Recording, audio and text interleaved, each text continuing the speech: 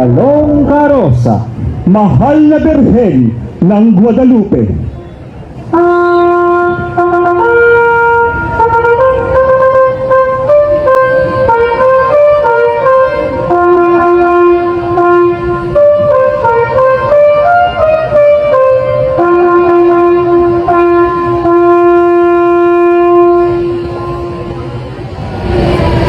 Noong Disyembre 1531,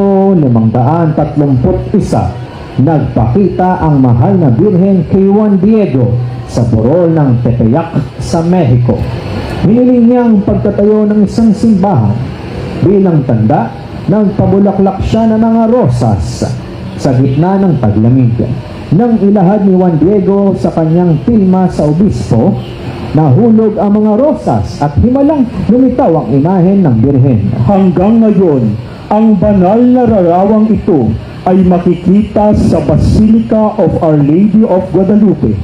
Kilala siya bilang La Virgen Morena o ang Kayumbangging Birhen at kinikilalang celestial patrones ng Pilipinas. Ipinagdiriwang ang kanyang kapistahan tuwing ika-12 ng Disyembre.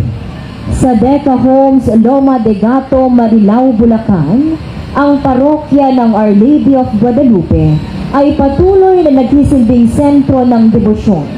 Itinatag bilang parokya noong taong 2018 sa paumuno ni Reverendo Padre Ronaldo G. Boy A. Samonte. Tuwing Sabado, idinaraos ang healing mass at pagyakap sa tilma, isang debosyon kung saan nararanasan ng mga mananampalataya ang presensya ng talinga ng mahal na Birhen ng Guadalupe.